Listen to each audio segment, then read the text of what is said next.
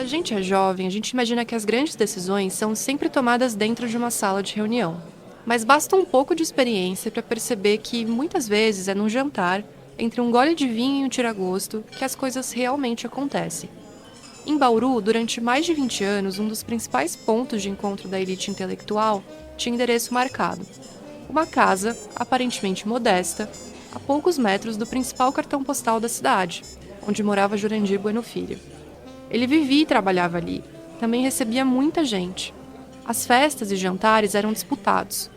Numa noite qualquer, dava para cruzar com atores globais, músicos, jornalistas, políticos.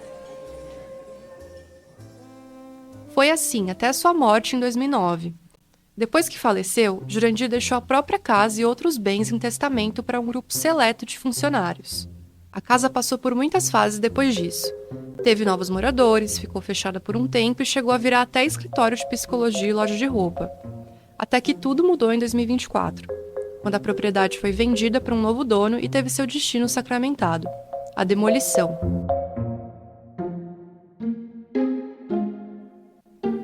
Episódio 3: A Casa. Oi,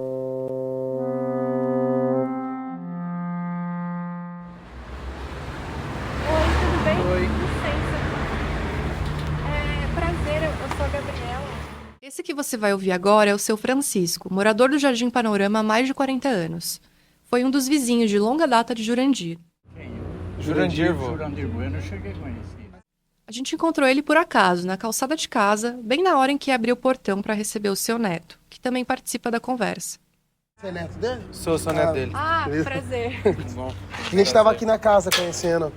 Ah, sim. A gente perguntou se ele guarda alguma memória de Jurandir como vizinho, já que as suas casas eram coladas uma na outra. Não, ele não frequentava, ele tinha muitas, fazia festinha aí, mas eu mesmo não. Tenho amizade assim, oi, você tá bom, tudo tá, mas em festa que ele fazia, ali é todos os amigão dele. Tá joia. O neto do seu Francisco é corretor de imóveis. Ele contou pra gente que, assim como a casa do Jurandir, outras residências da cidade projetadas por ele também estão sendo compradas com a intenção de serem demolidas pelos novos donos. Essa outra casa que eu tô vendendo dele também.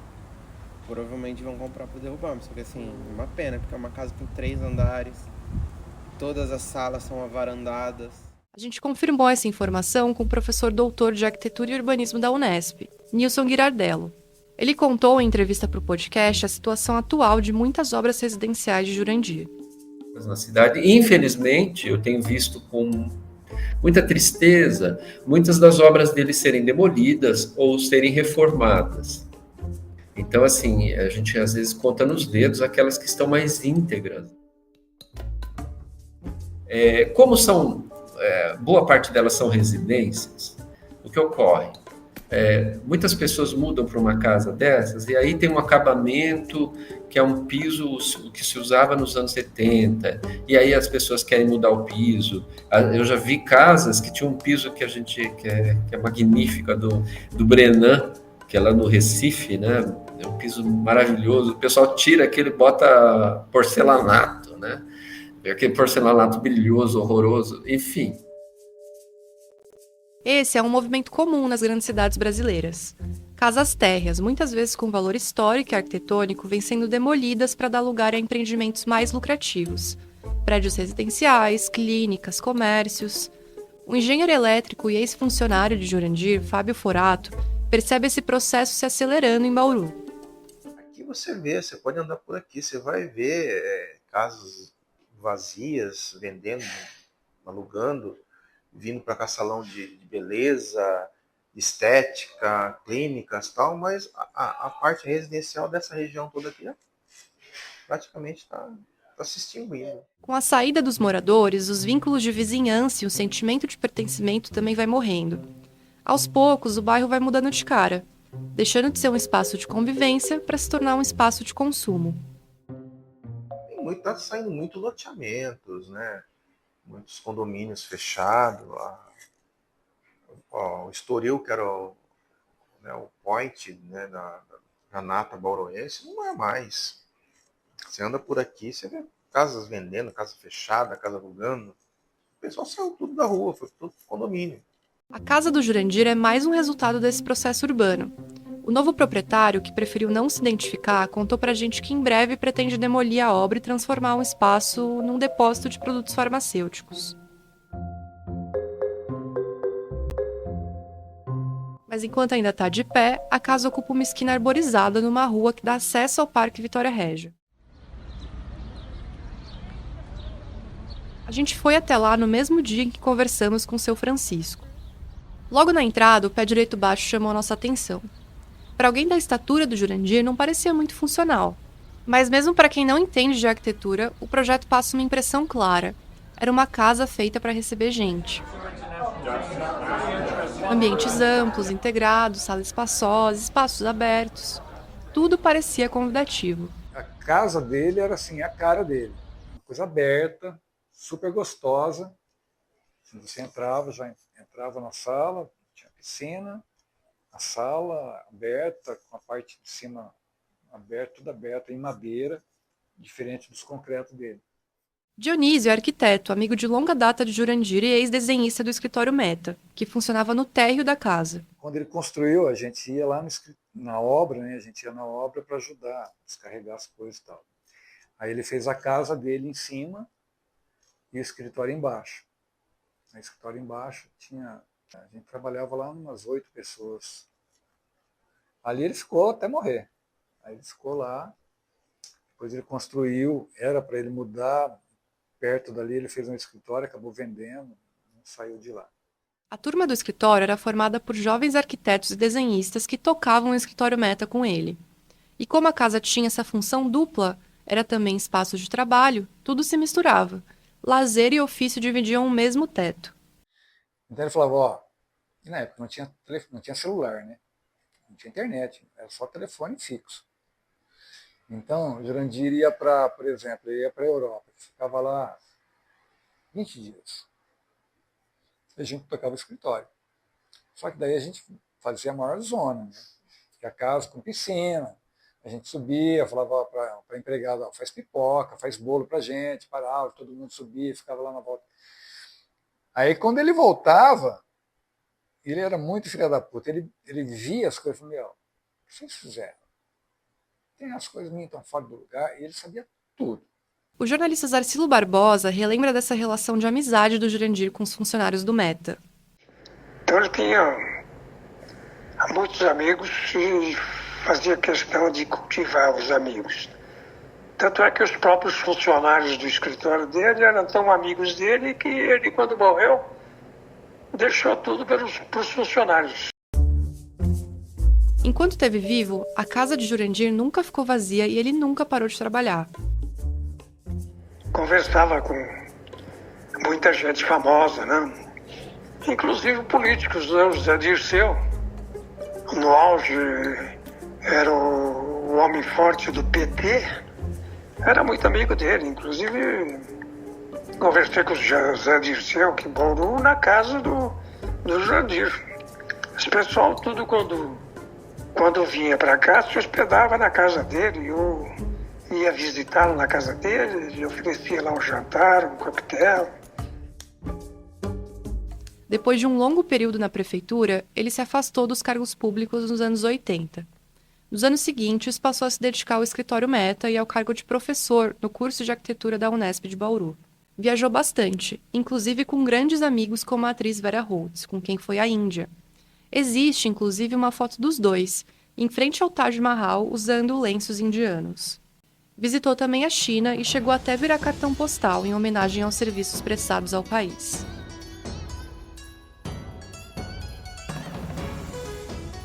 Nos anos 2000, ele decidiu voltar à política. Em 2008, se candidatou a vereador numa tentativa de consertar os rumos do urbanismo da cidade, nas palavras do Zarcilo. Até que um dia ele resolveu voltar à política, porque ele via que estavam fazendo muita coisa errada e ele precisava voltar a dar a contribuição dele e se elegeu vereador. Jurandir foi eleito com cerca de 8 mil votos, o quarto vereador mais votado da cidade. No programa eleitoral, a promessa era fazer Bauru voltar aos bons tempos. Uma história de vida dedicada ao desenvolvimento de Bauru. Assim é Jurandir Bueno Filho. Vote vereador Jurandir Bueno, número 23888. Com Jurandir, os bons tempos vão voltar. Com Caio Prefeito. Mas entre a sua posse e a morte foram menos de 2 meses. Jurandir faleceu em 6 de fevereiro de 2009, aos 66 anos. Seu cargo foi ocupado pelo suplente da chapa, Moisés Rossi. O Fábio Forato, amigo e ex-funcionário que a gente ouviu no início desse episódio, conta como tudo aconteceu. O fato do Jurandir ter morrido foi o seguinte, não sei se já contaram isso para vocês, mas o Jurandir, 2 meses antes de falecer, logo depois que ele foi eleito, ele tinha sido eleito, ele fez uma cirurgia de varizes. E ele tinha que guardar repouso. Só que o Jurandir não tinha jeito de ficar parado. Era um cara, eu falo que TDAH para ele era pouco. Ele não conseguia ficar parado. E surgiu uma viagem para ele ir para a Amazônia, para uma região do norte, ver um projeto de um cara que tinha uma usina de cana-de-açúcar. Só que ele não podia viajar de avião. Mas o bicho é teimoso e foi. Foi. Horas sentado. O que aconteceu? Começou a dar embolia. Ele voltou, ficou assustado, ficou com medo e começou a fazer o tratamento. Aí manter repouso, meia de compressão, tudo mais. Passados 2 meses, já assumido o vereador, esses microêmbolos subiu para o pulmão. E aí deu embolia pulmonar. Do pulmão foi para o coração. A partida de Jurandir iniciou um novo capítulo nessa história, a partilha do seu patrimônio. 8 anos antes da sua morte, Jurandir já tinha tudo definido num testamento, onde detalhou o destino dos seus bens. Somente os seus amigos e funcionários foram beneficiados. A casa, esse espaço tão central na sua vida, ficou para um velho amigo de confiança, Carlos José Ferraz. O Carlos morreu há 2 anos, e é aí que entra a Jo, que foi casada com ele e morou na casa depois da partilha de bens. Então ele deixou a herança dele feita 8 anos antes dele falecer para os amigos. E depois meu marido foi, na época, o majoritário e ficou com a casa. E nós fomos morar na casa 2 anos depois que ele faleceu. Eu morei lá 13 anos, quase 14.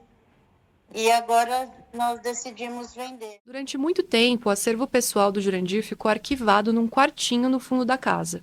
Foi assim por quase 14 anos até ser vendida. Durante esses anos, várias tentativas foram feitas para doar o acervo a uma instituição interessada na preservação do material, que também é a história da cidade.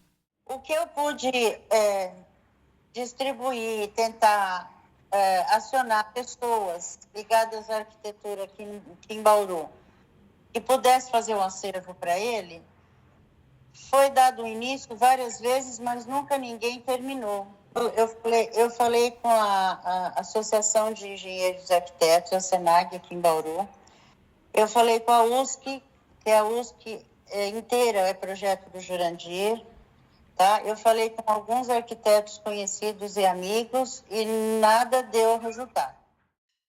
Foi só depois da venda da casa e com a decisão de demolir o local que o material ganhou um novo destino. Em abril de 2025, a Universidade Sagrado Coração visitou a casa e recolheu as diversas pastas armazenadas no quartinho dos fundos. A gente conversou com a Tatiana Ribeiro, coordenadora do curso de Arquitetura e Urbanismo da instituição, para entender o futuro desse acervo. Na verdade, a história foi que a casa e tudo que estava dentro, né, foi herança para uns amigos dele e tal. Então a gente não sabe o que as pessoas ficaram com elas, né, e é justo. A gente não sabe se alguém mais mexeu, a gente não sabe o que tem. Então a gente tem que avaliar tudo isso, fazer o levantamento do que tem, e só depois a gente vai conseguir ter uma noção exata do que tem e do que a gente do que pode ser feito, enfim. Planos não faltam. Jurandir, como muitos gênios, nunca foi visto como uma pessoa fácil ou previsível. Seu comportamento, às vezes interpretado como arrogante ou autoritário por alguns, poderia para outros ser considerado uma qualidade. Ele não era uma pessoa unânime. Suas atitudes geravam opiniões divididas. Mas em meio a tantas controvérsias, havia um ponto em que todos convergiam. Jurandir amava profundamente seus amigos, e seus amigos o amavam de volta. Depois de conversar com muitas pessoas, a gente encontrou um poema escrito por Jurandir em 2002. Um texto em que ele abre o coração sobre o que significaram as amizades na vida dele. Um reflexo sincero da sua alma. A gente pediu para o Dionísio, seu grande amigo e um dos destinatários desse poema, para ler um trechinho. Creio que todos concordam que passar pela vida sem ter um amigo de verdade é perder uma das experiências mais felizes e mais desafiadoras da existência humana. Porém, todos os dias, homens vivem e morrem certas existências, sozinho, sem jamais terem experimentado uma amizade real. Ter amigo significa algo muito diferente, é algo mais sagrado. Mas nada é para sempre, nada. Na verdade, não perdemos aqueles a quem amamos. Eles continuam a viver nossos corações e pensamentos. Algumas manhãs, ao acordar quase como uma brincadeira da vida, percebo que tomamos café da manhã juntos. Esses são os nossos amigos que se foram e nunca partiram. Ninguém jamais tomará o lugar deles. Apesar da imensa dor, ficamos muito enriquecidos com os anos que vivemos com eles. Por causa deles, nós temos muito mais a oferecer ao nosso relacionamento de agora e ao futuro.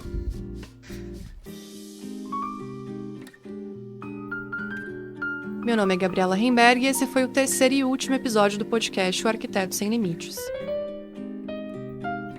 O roteiro, a locução e a edição de som desse podcast foram feitos por mim e pelo Vinícius Magalhães. A gente agradece imensamente a Joseni Ferraz, o Zarcilo Barbosa, o Fábio Forato, o Dionísio Ferraz e o seu Francisco pelas entrevistas gentilmente concedidas. Obrigada!